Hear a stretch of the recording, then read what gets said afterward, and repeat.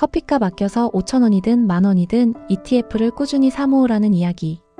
재테크에 관심 있는 분들이라면 귀에 못이 박히도록 들어보셨을 겁니다. 투자를 처음 시작하는 분들에게는 그것만큼 중요한 진리는 없습니다. 자본주의 사회에서 일단 투자를 시작하고 자산이라는 시스템을 만드는 것 자체가 상위 10% 안에 드는 훌륭한 태도이기 때문입니다. 하지만 여러분이 5,000원, 만원씩 모아가면서 마음 한구석에서 느끼셨을 현실적인 답답함에 대해 오늘은 솔직하게 이야기해보려 합니다. 티끌 모아 태산이라는데 도대체 태산은 언제 되는 거지? 이 속도로 모아서 과연 서울에 내 집 마련은 할 수 있을까? 혹시 계산기를 두드려보고 이런 막막함을 느껴보신 적 없으신가요? 오늘은 여러분이 투자의 첫걸음을 떼셨다면 이제 걷는 것을 넘어 뛰게 만들어드릴 이야기를 하려고 합니다. 여러분이 지금 모아가고 있는 소중한 ETF 계좌가 예전과는 비교도 안 될 만큼 빠른 속도로 불어나는 경험을 안겨드리겠습니다. 안녕하세요. 부자들은 보법이 다르다 부보다입니다. 우리는 왜 투자를 해야 하는지, 그리고 소액이라도 꾸준히 모아가는 것이 얼마나 중요한지 잘 알고 있습니다. 하지만 막상 투자를 시작하고 나면 현실적인 벽에 부딪히게 됩니다. 바로 시드머니, 즉 투자금의 한계입니다. 오늘 영상에서는 이 투자금의 한계를 어떻게 극복하고 남들보다 10년 더 빨리 경제적 자유를 얻을 수 있는지 그 구체적인 방법을 4가지로 나누어 말씀드리겠습니다. 1. S&P 500 ETF 적립식 투자의 불편한 진실. 우리가 흔히 듣는 복리의 마법이라는 말 냉정하게 한번 계산해 보겠습니다. 여러분이 매달 50만원씩 연평균 수익률 10%인 S&P 500 ETF에 투자한다고 가정해 보겠습니다. 정말 훌륭한 선택이고 아주 잘하고 계신 겁니다. 그런데 10년 뒤에 얼마가 모일까요? 계산해보면 약 1억 원 정도가 됩니다. 10년 동안 먹고 싶은 거 안 먹고 꾸준히 투자했는데 1억 원입니다. 그런데 냉정하게 현실을 한번 봅시다. 지금 당장 1억 원을 들고 서울 부동산에 가보십시오. 전세는커녕 괜찮은 월세 보증금으로도 벅찬 게 현실입니다. 그런데 10년 뒤에 1억 원은 과연 어떤 가치를 가질까요? 물가 상승을 고려하면 사실상 지금보다 훨씬 더 초라한 돈이 되어 있을지도 모릅니다. 그럼 20년을 투자하면 어떻게 될까요? 약 3억 8천만 원 정도가 됩니다. 20년이라는 청춘을 바쳤는데 아파트 한 채 값도 안 되는 돈이 모입니다.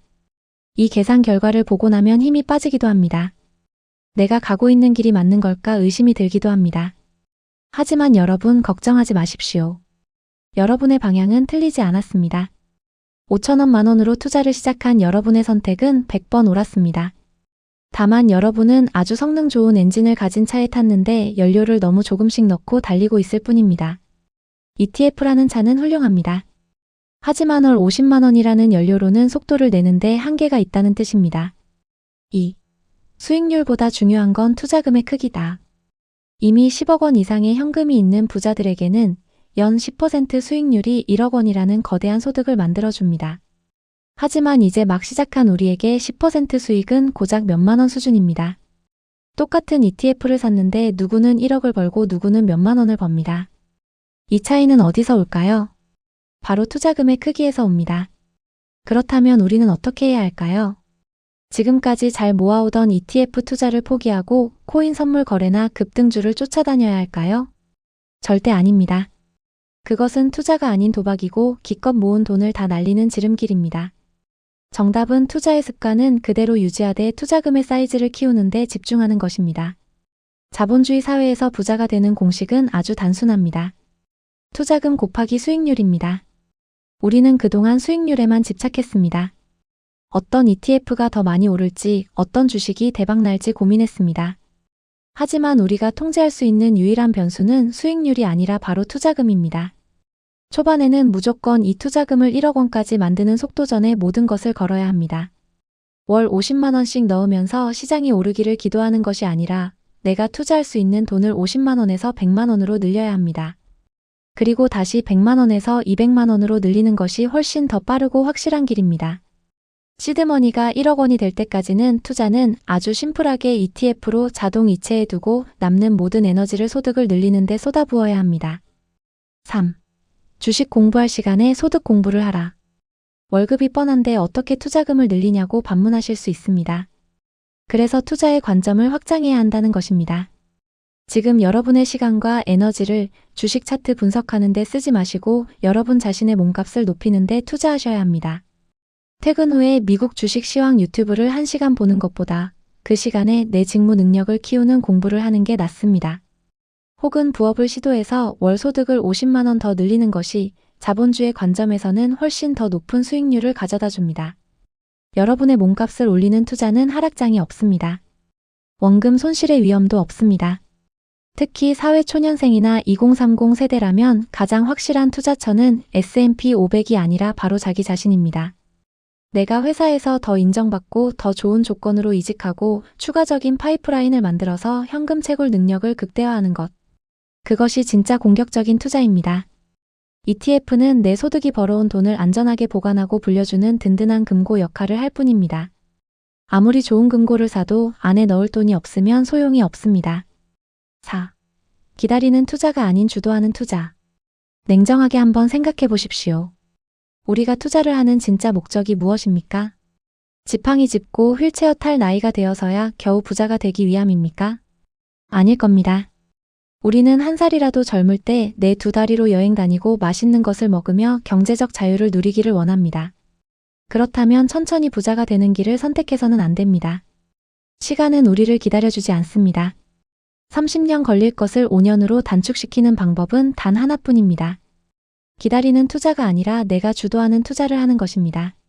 그 주도권은 바로 여러분의 소득 능력에 달려 있습니다. 여러분이 퇴근 후 흘려보내는 그 시간에 누군가는 자신의 가치를 높이고 새로운 소득원을 만들고 있습니다. 그 차이가 1년 뒤에는 미미할지 몰라도 10년 뒤에는 따라잡을 수 없는 자산의 격차를 만듭니다. 1억 원을 모으는 과정은 정말 고통스러울 것입니다. 하지만 이 1억 원이라는 숫자를 달성하는 순간, 그리고 내 소득 능력이 올라가는 순간 자본주의의 진짜 마법이 시작됩니다. 1억 원으로 10% 수익을 내면 1,000만 원입니다. 이때부터는 여러분의 노동소득뿐만 아니라 자본소득이 의미 있는 수준으로 여러분을 도와주기 시작할 것입니다. 오늘 이야기를 정리해 보겠습니다. 소액 적립식 투자는 훌륭한 습관입니다. 절대 멈추지 마십시오. 하지만 그것만으로는 부족합니다. 이제는 습관을 넘어 속도를 낼 차례입니다. 여러분의 시드머니가 폭발적으로 늘어날 수 있도록 본업과 부업을 통해 소득의 파이프라인을 키우셔야 합니다. 월 50만 원 투자하는 사람과 월 300만 원 투자하는 사람은 10년 뒤에 서 있는 위치가 하늘과 땅 차이일 것입니다. 부자가 되는 길에 편안한 요행은 없지만 확실한 추월 차선은 분명히 존재합니다. 오늘 밤에는 스마트폰으로 주식 차트를 보는 대신 내가 어떻게 하면 100만 원을 더 벌 수 있을지 고민해 보십시오. 내 몸값을 어떻게 올릴 수 있을지 치열하게 고민해 보는 시간을 가지셨으면 좋겠습니다. 여러분의 시간은 차트가 아니라 여러분 자신에게 투자할 때 가장 높은 수익률로 돌아옵니다. 지금까지 부자들은 보법이 다르다 부보다였습니다. 오늘 영상이 도움이 되셨다면 구독과 좋아요 부탁드립니다. 시청해 주셔서 감사합니다.